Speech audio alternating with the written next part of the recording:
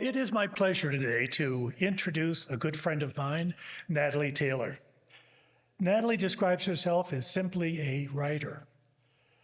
Books and written word fascinated her from the very beginning of her childhood.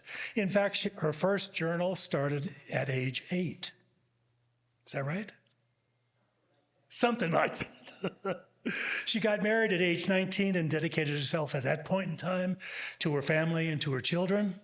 But in her 40s, she went back and received her Bachelor's of Arts degree in journalism and a Master of Fine Arts in creative writing at Vermont University.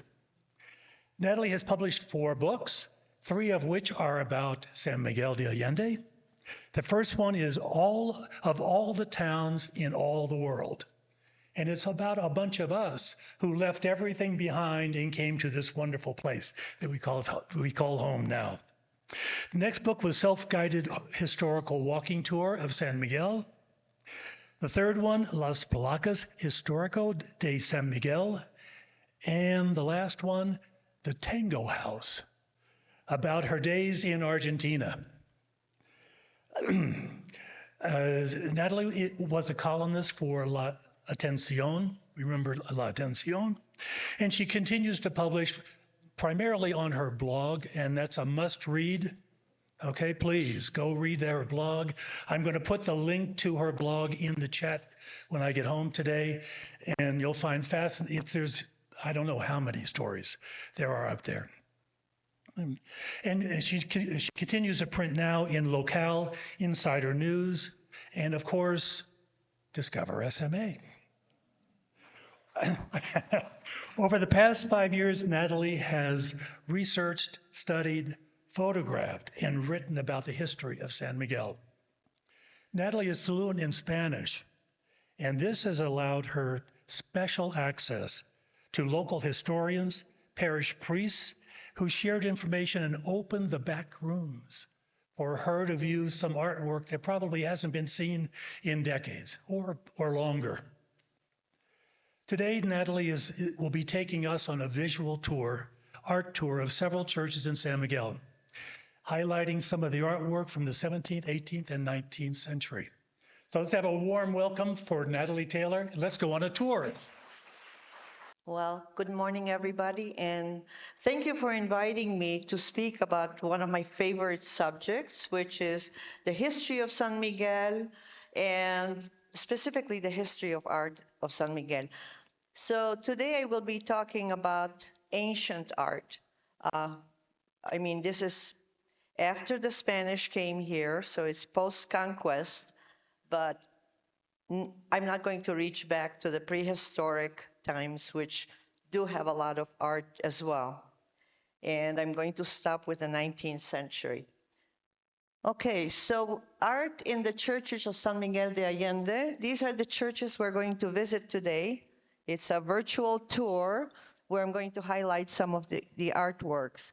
So over on the left side, that's San Rafael or La Santa Escuela. In the center, of course, we have the parroquia. Right above it is oratorio. To the right, we have Las Monjas. And bottom right is the Chapel of Loreto, or the Holy House of Mary. Okay? So when San Miguel was founded where we are now, I mean, there was a previous beginning in 1542, but I'm going to start with 1555, when it was founded on the site where we find ourselves now, where the parish church is. And once it was founded, it started growing tremendously, not only in population, but in wealth. And the reason for that was that San Miguel finds itself along the path of the Royal Inland Road, which led from the north mines all the way down to Mexico City, along which the mule trains carried the gold and the silver that was mined there. And we were in a strategic location, you can see by the arrow, where they would pass. And so once these caravans passed by here, and sometimes there were as many as 100 mules and the accompanying men, They needed lodging, they needed replenishment of supplies, food, and so on. And so all these auxiliary services started growing, like leather goods and ironworks and whatever it is that you call when you replace the shoes of horseshoes. What is it? Is it? I don't even know. Is it iron? Okay, so ironwork and all of this. So all of these, and of course they needed to be fed and so on. And all of this started bringing in industries that flourished here. And as these industries flourished, the town became wealthier and wealthier and brought in many Spanish settlers who brought wealth with them. And when that happened, the church also, the Catholic Church, became a lot wealthier because, of course, they collected from all the residents. And the wealthy people ingratiated themselves with the church by donating a lot of money, sometimes creating chapels in their own names to guarantee a place after life. Okay. And so when the churches started acquiring this wealth, they began acquiring artworks, and they started getting paintings from some of the best known novo-Hispanic artists of the times. So the first one that I'm going to feature, go ahead, is Cristobal de Villalpando. You can see there, he was born 1649, and he is known as one of the best novo-Hispanic Baroque painters. He's known for his use of intense colors, brilliant greens, blues, vermilions, violets. And this one is in the parroquia, and it's the baptism of Jesus. All right, next. The next one is José de Ibarra, another very well-known painter, novo-Hispanic painter. And here's his self-portrait on the left. Quite an accomplished painter. I mean, you can see it's beautifully done. On the right, we have what is represented here in San Miguel. It's in the parroquia. It's the Virgen de la Luz, the Virgin of Light. The way you locate it is if you're in the parroquia, you're walking towards the altar. It'll be on your left, just before the altar. It's flanked by a St. Peter and St. Paul statue. It's behind glass, and that's why we have glare. That's the best we can do. And the iconography of the Virgin of Light is that she's holding baby Jesus in her left arm, and with her right hand, she is raising someone from purgatory, raising them up. All right, let's move on. Next one is Andres Lopez. There are your dates. He came from a family of artists. And his brother Cristobal was also very well known, very accomplished. And Andres was in San Miguel between 1794 to 1795. He has a large painting in the sacristy of the Capilla de Loreto. For those of you who may not be familiar, the Capilla de Loreto is a small chapel built by Tomás de la Canal and his family, and when you're facing oratorio, it's to your left. It's usually closed. You have to get permission to go in. So I was lucky I got in. Okay, next. So there's the Sacred Heart of Jesus. It's a huge panel that covers the entire wall of the sacristy. I would say, well, what is this? Is this 15 feet? It's probably 20 feet across and maybe 20 feet high. I'm only showing the central portion. There are two other panels on each side. And I just want to bring something to your attention. Those are windows to the exterior. And when I was there, the priest told me that someone had left the window open. And so you have the leaking of rainwater that damaged the painting on the left side. You can see the mark. All right, next, please. And most of the paintings that we have here, I mean, we can identify them because they're books about the history and where they are found, but you won't find signatures on them. Most of them do not have signatures, or if they do, perhaps they're on the back of the canvas, but you can't see it. In this one, we're lucky to have the actual signature. Andres Lopez, well, he spelled it Andreas. Andreas Lopez, made in Mexico, 1795. So, all right, next, please. The next one I want to talk about is Juan Patricio Morlete Ruiz, another very well-known painter, novo-Hispanic, and he happened to have been born in San Miguel. He is known mostly for casta paintings. Casta paintings are painting of the castes that the Spaniards developed. The Spaniards encouraged mestizaje, which is the mingling of races, but they put a hierarchy depending on the color of skin. Obviously, the top of the heap were the white Spaniards. They were not even part of the caste. The Spaniards from Spain, called peninsulares, were not even part of the caste. The next layer was the criollos, their children, and they were already second-class citizen. And then after that, of course, you had the mingling, let's say, of a Spanish person, and it's usually men marrying women, because you would never find a Spanish woman marrying down, you know. No. So it was men. It would be a Spaniard marrying, let's say, an indigenous woman, in which case the result would be a mestizo. If a Spaniard married a black woman, then the result was a mulatto, and so on. So this cataloging of races, they had between 12 to 30 different names for the different mixtures.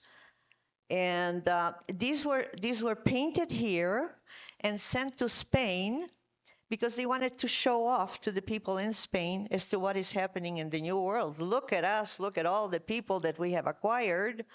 And whenever they painted these, I'll show you one as an example in a minute.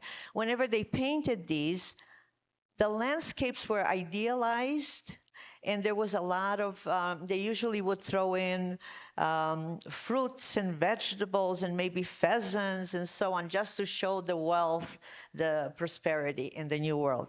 So Juan Patricio Morlete was known for that, for his casta paintings, and I'll show you an example next.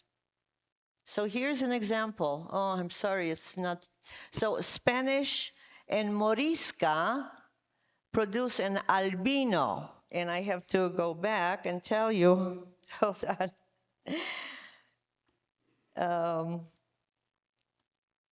All right, so what is a Morisca? A Morisca comes from a Spanish and black combination produces mulatto.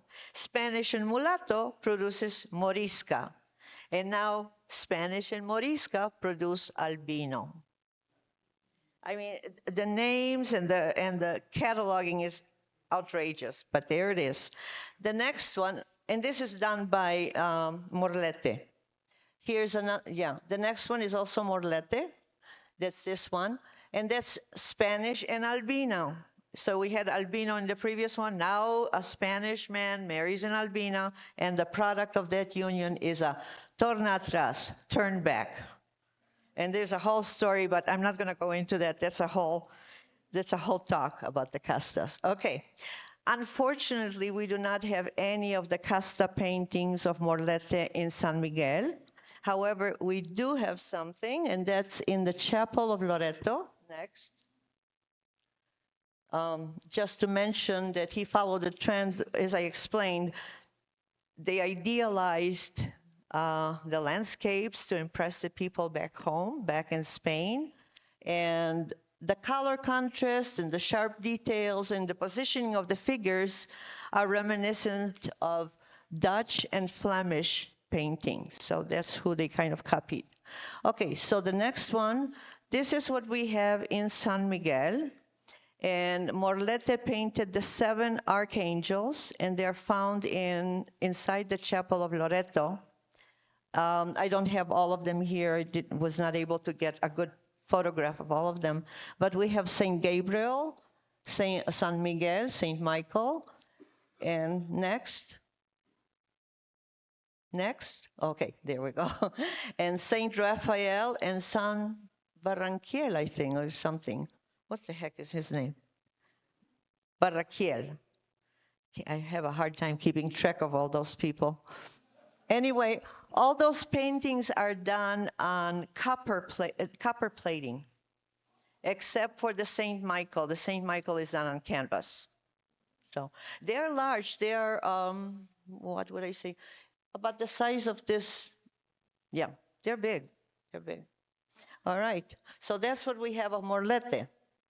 Now the next one, Miguel Cabrera, another very well-known novo-Hispanic painter. When I say they're very well-known, what I mean is that you will find their works in most of the major art museums in Mexico City. Many of them are found in the US, in LA, in New York, and of course in Europe. So they're very well known. Next time you're traveling somewhere and you see Miguel Cabrera, you're like, okay, I know all about him. Okay. He also did casta paintings, most of them did. And his works eventually eclipsed those of Ibarra. I mean, he became even better known. He is particularly specialized in painting of the Virgin of Guadalupe, and he left several of them here in San Miguel. And so next, please.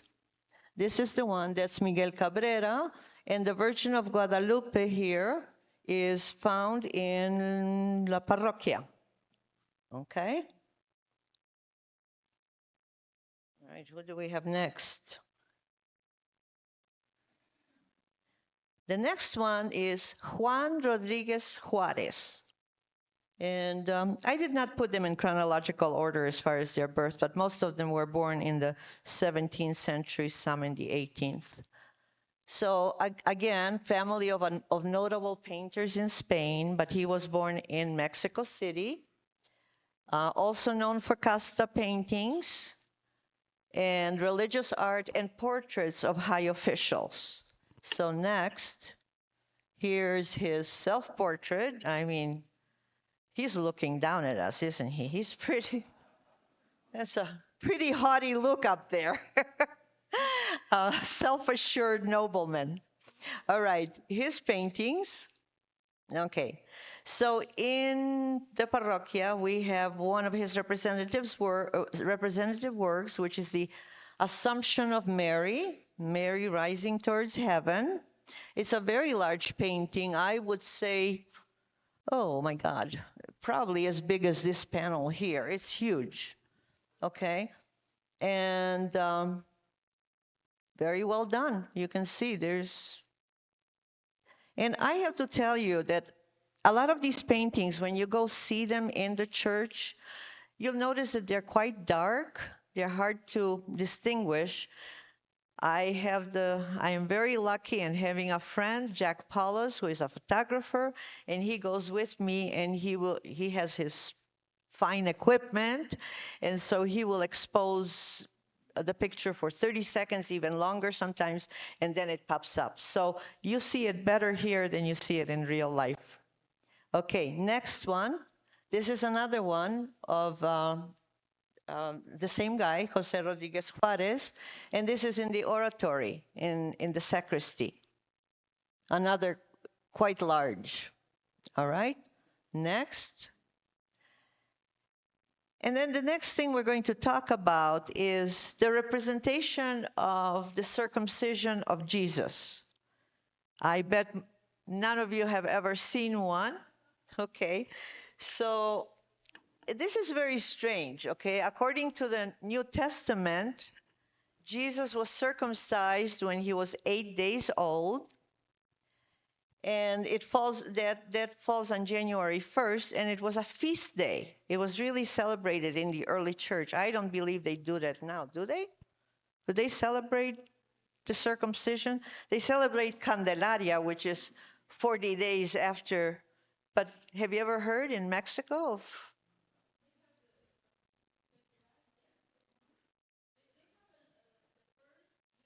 January 1st.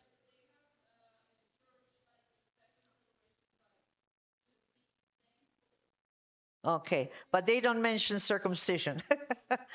Well, as you can imagine, circumcision is a kind of a dicey subject because it acknowledges Jesus' Jewishness when the Christians were trying to move away from that, and in fact, I think I think it was Saint Paul or whatever who said you can have a circumcision of the something like a virtual circumcision. And that was allowed. You didn't have to go all the way.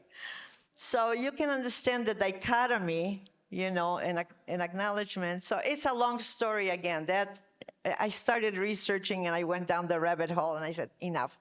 I'll do that some other time. Anyway, we do, it was represented quite a bit in the 10th century and beyond. And in fact, the next one, we have an example. This is a Byzantine manuscript from the 10th century showing the circumcision of Jesus. Poor Mary doesn't look very happy. And neither does the baby. That does not look like an 8-day-old baby. It looks like an old man, a little old man. And he looks scared, which I would be too. You can see the guy coming with a big knife. And he's like, is that what you need? And Joseph is being protective. So that's one of those. Next one. Here's another one of the 15th century. Yeah, and here we're going into the very Catholic tradition of showing blood, showing gore. Let's do it. Look at that knife, for God's sake. Oh, that poor child and the blood coming. But I think the shedding of blood sort of became a bridge between baptism and maybe the future shedding of blood on the cross. So, sorry, the Catholic Church really likes blood. Okay. And here we are. We have a painting of the circumcision in Las Monjas. Yeah, absolutely. When you're going towards the under the big dome, in front, if you're facing the altar, to your right, you'll see a series, I think, of 3 or 4 paintings, and one of them is the circumcision. And it's exactly what I told you before. It's very dark. And so if you're just looking at it in the church, you'll hardly distinguish what it is. And thank you, Jack. He did a wonderful job. He brought it out so we can all see it. It's an excellent painting. And look at the baby. The baby is very well done. It's not like a lot of those paintings that it looks like an adult in miniature form. That actually looks like an infant. And I think the folds of the cloth are extremely wonderful. Very well done. So before we move on to the next frame, so we were there taking these photos, and I thought I would talk to the Madre Superiora, the Mother Superior, because I'm trying to get us into the back of the altar, the choir. You need permission to get in there. It's locked. So and by the way, if you've never been there, this is quite amazing. There's a little doorway in the church, and you will see a rope going down. You pull the rope, and it ding, ding, ding, ding, a little bell. And a little nun, I mean, I swear, I say little, I don't, because she's little. She's about this. I am little. She's like this. She comes out, and I ask her about Mother Superior, and she says, well, she's taking a bath right now. I said, okay, we'll wait for her. And I tell Jack, I don't think it's going to take that long. I don't think she blows dries her hair and puts on, so we can wait. So she led us to this waiting room, the nun's waiting room, and we're sitting there waiting. And then I noticed a painting behind on one of the walls there, and I said, again, it's so dark, you cannot tell. So I asked Jack to take a picture, and here it is. Another circumcision of Jesus. Now, this is an unknown painter, but it's definitely a circumcision in the nun's waiting room. And then as we revealed the photographs, the other photographs of the other painting, here's another one. Now, this does not show a circumcision, but to me, it looks like Mary is handing the child to the high priest to be circumcised, for Jesus to be. So, what is it about las monjas? This obsession, maybe a little weird, huh? Okay, next frame. The next person I want to talk about is Miguel Martinez de Poca Sangre. Many of you are probably familiar with his work. He is famous for the murals in Atotonilco. If you have never seen them, it's really worth visiting. It's incredible work. And I only knew him as a muralist. Everything that I've read about him, he's a muralist. In fact, we also have a mural of his in the private chapel of Instituto Allende. It's behind locked doors. We were allowed to go in and photograph it. I could show it some other time, but it's the mural of Poca Sangre as well. But then I had read that there was a painting of Poca Sangre in San Rafael Church. I read it and I walked around. I mean, this is like 4 years ago. I went to San Rafael. I walked all around, didn't find it. It's called Infierno, hell, so it would be easy to recognize. I walked around, couldn't find anything like it.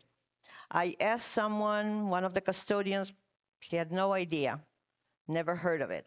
So again, I go back there a couple of years later. I find a custodian, and he says, oh, yeah, it used to be here. I don't know where it is now. Go talk to the priest. Okay, go talk to the parish priest. Well, talking to the parish priest is not as simple as you think. It's almost like getting an audience with the Pope. You have to go to the office on a specific day. You know, I think it's like on Tuesday or Thursday between this hour and this hour. You go to the office and you request an audience with the parish priest. So I did, fortunately, and you better speak Spanish. If you don't speak Spanish, you won't get anywhere. So I managed to do that with Father Briones, the parish priest previously, who people told me he is not a very friendly man. But when I met him, my goodness, he was a very friendly gentleman. I'll call him a gentleman. And but he had no idea, had never heard of Infierno, so that was a dead end. And then I think several months later, I happened to be there again. I visit the church a lot, even though I'm not religious. So I happened to be in San Rafael again, and I met some custodian. And again, I asked, have you ever heard of that particular painting, Infierno? And he said, oh, yeah, it used to be here. He pointed to a spot, and it's now in the storage area. Oh, storage area? How do I get there? Well, go talk to the parish priest. Okay, round and round we go. By this time, Father Briones was gone, and the new priest was there. Father Armando, I believe is his name. And so I went there. I got an audience with him, friendly, younger man, and very interested in the art and so on. So he was very encouraging. He said, yeah, go ahead and go there. So you know, you have to coordinate these things. I had to call Jack, find a time, then coordinate with them. It took a couple of weeks. We finally went there. Here we go next. So there's a doorway to the storage area with a lock. And we had one of the clerks. He opened it for us. We went in, and we found three separate rooms.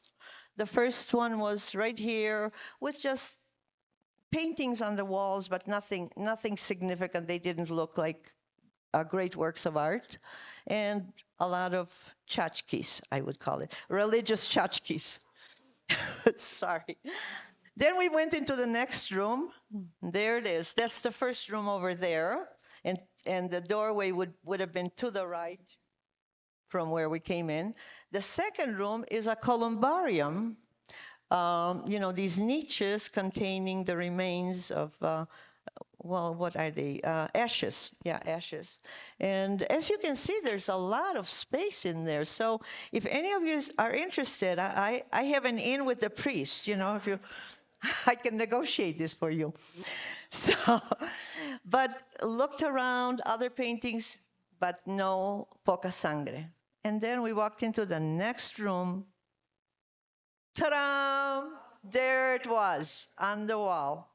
I mean, it's an unmistakable depiction of hell, Infierno by Poca Sangre. There is no name, you know, it doesn't say Poca Sangre, it just gives you, but it's unmistakable. And if you compare his other murals, you'll see that there are great similarities. So this is definitely the one. So that was it. That was my discovery, and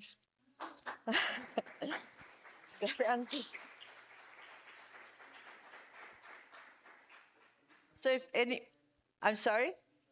Oh, yeah, yeah, yeah. Okay. So that one is the jail of hell. Next one is fire. The company of the condemned.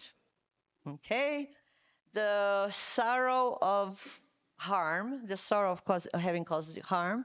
The worm of conscience. Oh, and desperation and the eternity of sorrow. There you go. So if you have any questions, comments, I'm open to that. Do we have a little time or no? Okay. Let's hear it for Natalie. Thank you so much. Thank you much. The places that you have been. You want me to stay here to answer No, questions? please stay right there, and I'm going to go around and raise your hand. There we go. Hi, my name is Tom. I was doing some research for a screenplay some years ago, and I read that being that we spent so much time on circumcision, I've read that the foreskin of Jesus is enshrined in a monastery in Spain. Is that true? Yeah, that's like I told you. I didn't want to go there. It's too much. Did you hear the question? Okay. Apparently, yes, it was collected, but it wasn't just one. There were several monasteries who claimed to have it. And then it disappeared, and I don't think there's anything left. So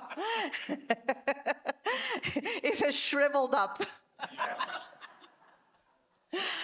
Natalie, do you know whether you were describing that so many of these really priceless paintings are dark with grime over time? Do you know if there is any funding or any possibility of restoration work being done? Has that come up in your walks and searches?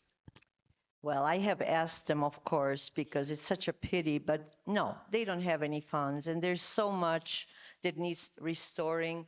I'll give you an example. In the chapel of Loreto, we went in there there's the sacristy, and then there's another room beyond the sacristy, and I noticed this fantastic ceiling that I thought was tiles, and I found out that it's not tiles, it's textile, that, you know, yeah, woven. It's beautiful, beautiful. And the priest explained to me that it's probably 300 years old. And the problem is that the beams underneath are giving, and they have to take it apart, and they're just going to destroy it because they don't have funds because if you had a restorer, I think it could be done. Okay. Anyone? Thank you so much. So my question is, during the Crusades and the Spaniards participated in the Crusades, did they bring back any relics to the New World, such as pieces of the cross or nails or stuff like that? I'm sorry, I'm not that familiar with that part. I mean, I've heard about it just as you're mentioning, but I'm not an expert on that, so I wouldn't be able to answer. Thank you so much for your time and your wisdom, Natalie. It's interesting that you said that you're not a religious person, but yet you have all this passion for religious art. How make that connection for us if you can? Well, because first of all, I see it as art, primarily art, and I love art of all sorts. And the second is I have always been fascinated by mythology, by the stories told by different people by different religions, Greek mythology, Roman, Nordic, and so on. And, to me, this is mythology. So I see it as stories that are fascinating.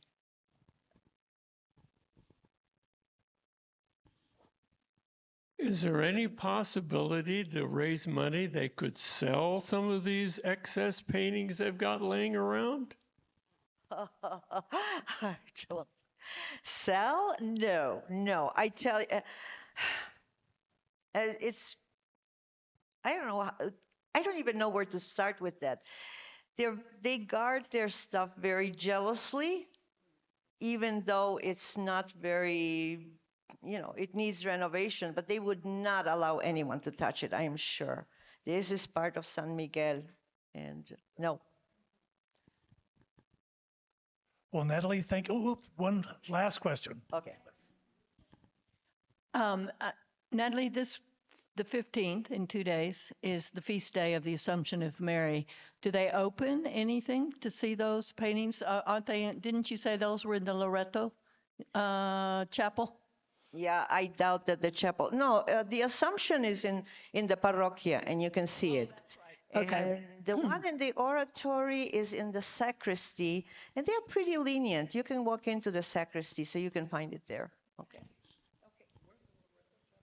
The chapel, if you're facing oratorio, to the left. Yeah, that's the one. Thank you so much. You are most welcome. To remember us. Remember us.